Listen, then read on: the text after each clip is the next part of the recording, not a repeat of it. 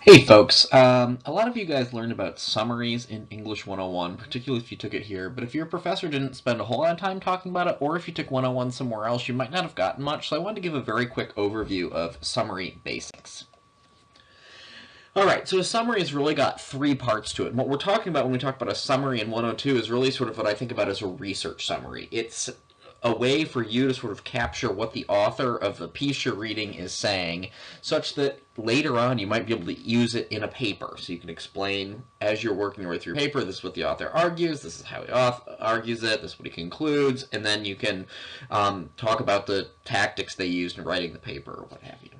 So three things. Number one, an introduction with the author's claim or central argument, as well as the source, and if applicable, the type of source.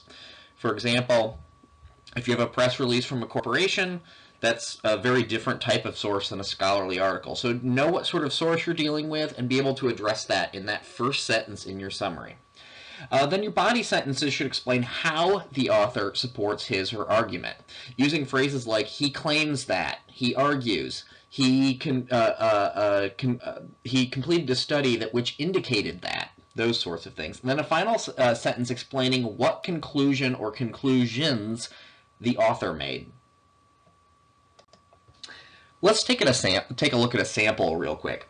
So you'll see in that first sentence, we get in public and private language. That's the name of the article. Richard Rodriguez explores the issue of bilingual education and takes a firm stance for the assimilation of Spanish speakers into the English-speaking world of mainstream America.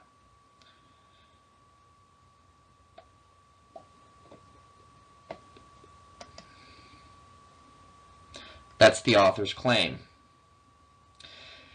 The next section, Rodriguez, born in San Francisco to Mexican immigrant parents. We sort of talk about how he's illustrating this. He argues this point. You'll again see he tells, and then he makes his point for assimilation. You see all these verbs that are used here indicating that the author is arguing or the author is claiming. That obviously is how he supports it. And then finally, his final conclusion. Rodriguez concludes that assimilation is to the benefit of citizens who speak a foreign language, contrary to the beliefs of bilingual education supporters, and is what enabled him to obtain a PhD from the University of California, blah, blah, blah, blah. Okay? That's just a nice sample. Three parts there. An introduction, and the most important thing about that first sentence is we do get the author, the source, and if it's important what type of source it is, we get that information, how the author supports his or her argument, and then finally what conclusions he or she makes.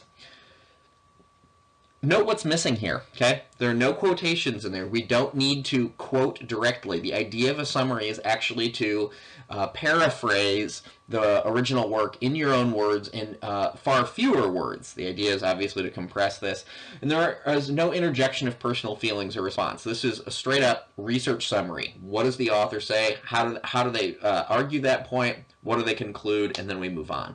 If you've got any questions about summaries before you have to turn them in, please don't hesitate to let me know. Okay? Thanks. Have a good day. Bye.